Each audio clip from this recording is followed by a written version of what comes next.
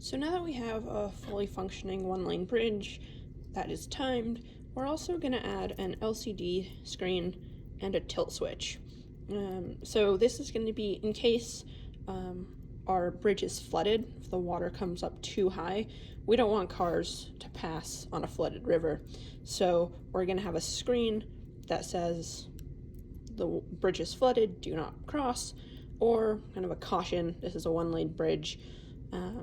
And our tilt switch is going to be the thing that tells us if the water is too high. So the tilt switch will go up if the water level is too high, and then be lower if the water level is okay. So we're going to start with wiring our LCD screen. So to do that, we're going to just stick it in our breadboard. So I'm going to go ahead and just very carefully lift our breadboard up and tilt it over. We want to be careful not to mess with the wires and pull them out. But then we can go ahead and insert our LCD screen. So I'm going to go ahead and put the first pin in row 16. Just gives it a nice fit.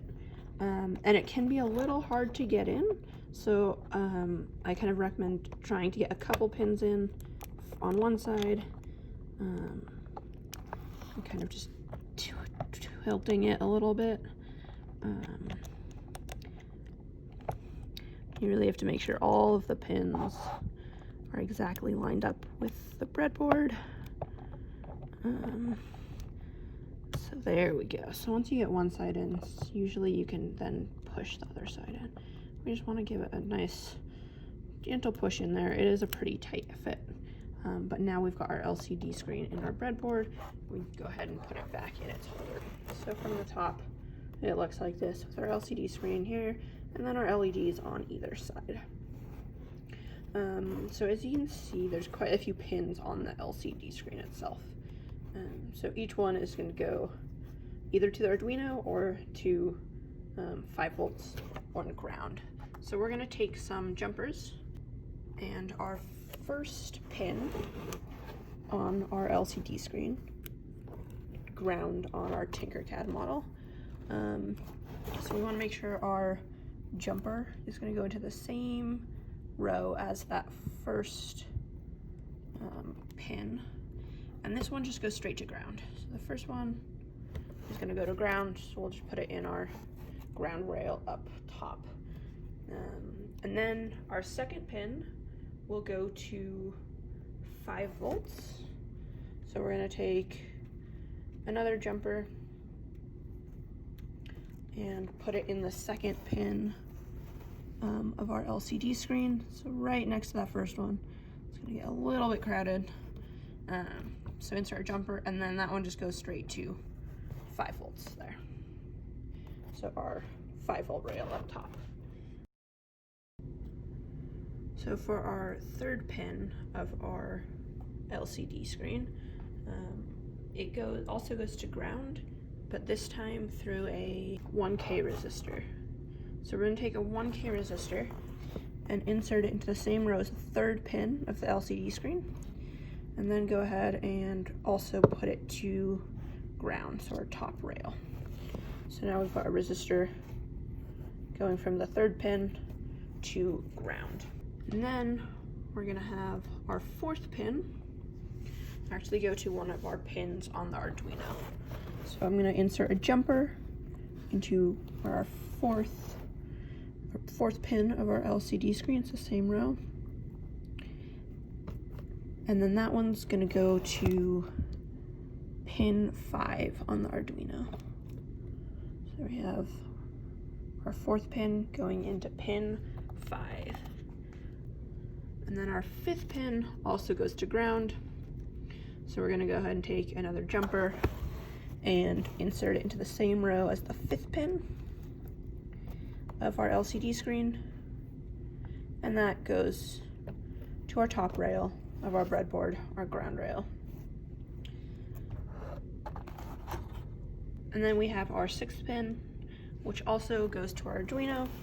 So I'm going to go ahead and take another jumper and insert it into the sixth pin, same row as the sixth pin, and that is going to go into pin 6 on the Arduino.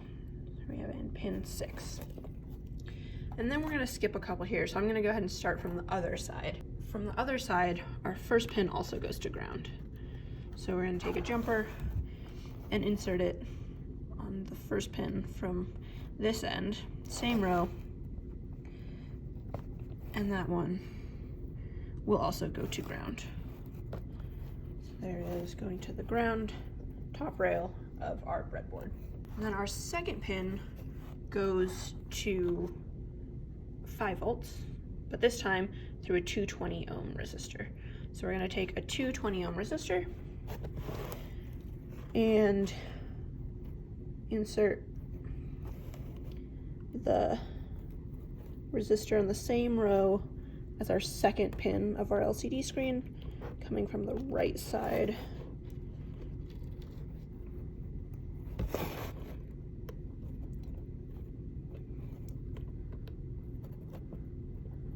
Yeah, and then it will go to our 5 volt rail.